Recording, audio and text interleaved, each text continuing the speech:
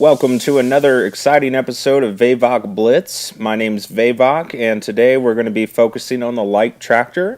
This, in the third episode, is going to be focusing on the how to play of the Tier 1 German light tank. And you're going to be able to see exactly how the tank operates with both of the Tier 1 gun and even the Tier 2 autoloader gun. And we got some great clips here to show you just to demonstrate exactly how effective this tank is, not only at tier 1 battles but even when it's faced against its higher tier 2 opponents. This tank can be extremely devastating. In my opinion, it's one of the most devastating tier 1 tanks in the game, regardless of the weapon that you choose. And you're going to see also that it's a quite maneuverable tank, and let's get started and so you can see exactly what I'm talking about. This first match is going to be on Fort Despair. I'm using the 2cm Brita autoloader. I'm not sure if I'm saying that right, everything's in German. But basically, it's the same routine as you've seen in episode 1 and 2 with the T1 Cunningham. These light tanks are great at being able to spot enemies, and this is one of the most effective spots in Fort Despair.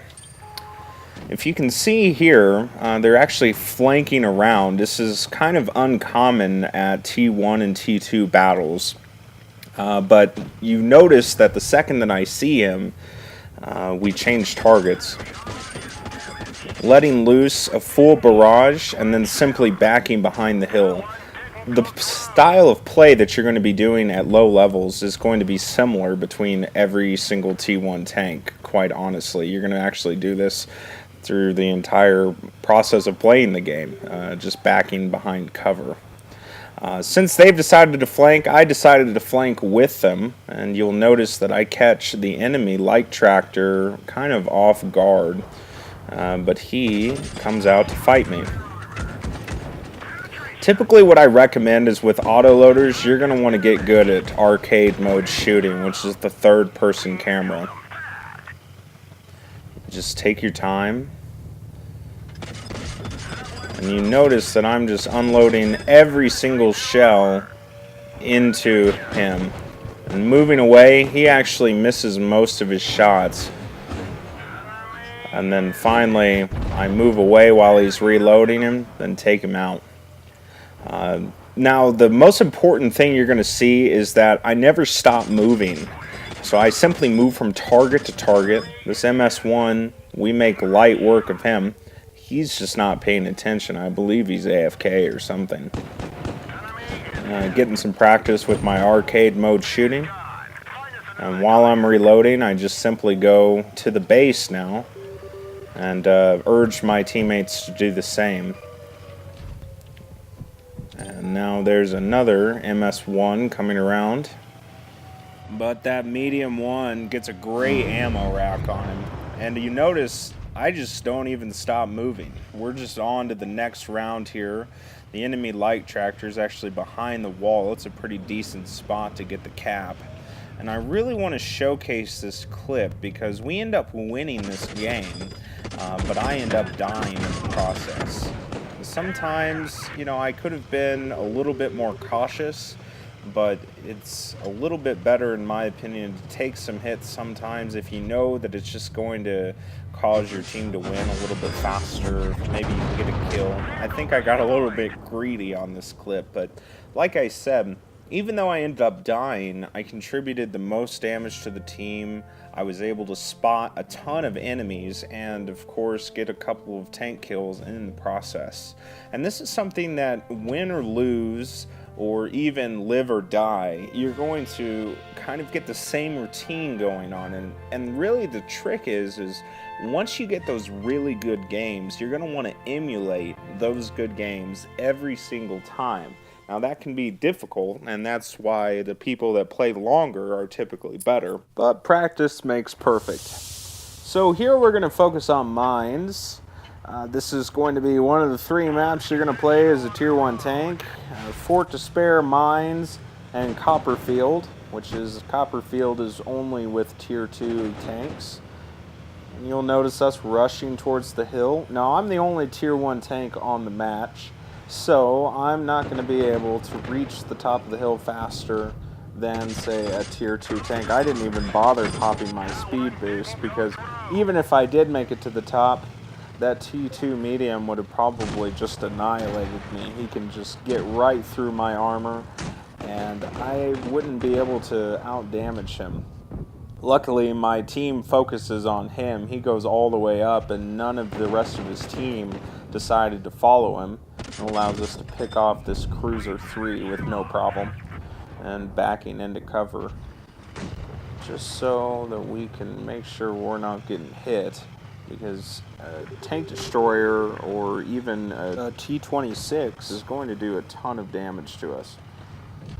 Luckily here, I'm just dropping in here. This T-26 is just standing there, and I'm able to unload on him. Now, at longer ranges, you're going to want to pause between your shots. You're going to wait for that reticule to go down, and this will cause the gun dispersion to kind of settle down. And you're not going to hit every single one of your shots, and if you do, I want you to consider yourself lucky.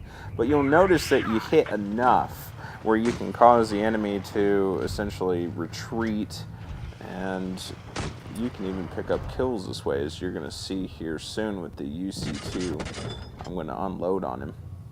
Of course, for some reason, I decide to just aim at the ground and use that to reload. It's kind of strange. I don't ever do that. But you can see he's sitting there lining up his shot. And I don't fire as fast as I humanly can at long ranges, because quite frankly, if I did, I would miss most of my shots. So if you just take your time, you can see here, fire, pause, you notice that it's just a lot more accurate than just firing everything as fast as you possibly can. Now when you're close, when you're brawling and you know for a fact I'm close enough where I can hit everything, you're definitely going to want to push the button as fast as possible. And for the final clip here, you're going to see on Fort Despair, we're going to do the same thing we always do. We're going to go very special spot, kind of right in the middle of that fort, the perfect hiding spot, if you will, where I can overlook without really being shot at. Now, just kind of slowing up here. Sometimes I take the one on the right, but I'm going to be focusing on kind of my favorite niche, which is the left, because it gives you a little bit more time to react if they flank. Already I've popped 2 enemies. Well, there's 3 now. And I'm able to just kind of line up. You see how the Leichttraktor is still small enough to fit behind the wall. Not as perfect as the T1 Cunningham. It's kind of like they're shining here. There's two tanks. It's kind of strange that they're just both standing there. But I'm able to just fire, reload, and you're going to really notice that the turret on the Leichttraktor is phenomenal. But I noticed that this guy is getting really brave and trying to flank me. Now, I fire and I don't stop moving, because if you can hit him even one shot more than he's shooting you for, you're going to out damage him, and that's really the name of the game. Who's going to fire the most damage? Now you'll notice I reload, and then I do something he probably doesn't expect.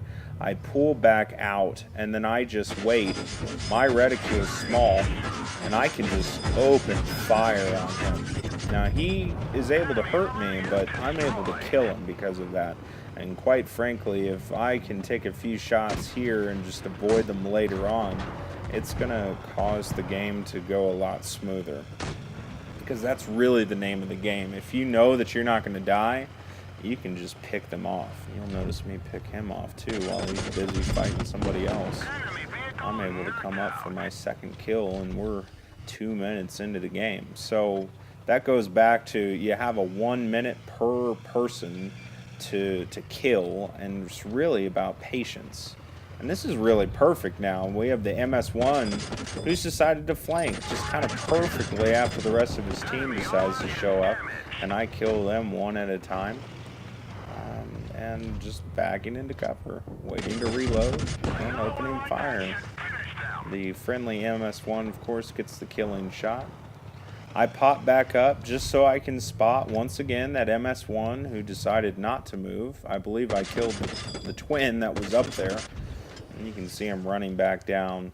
This is kind of where you realize, okay, so I've pretty much killed everybody who's going to come over here.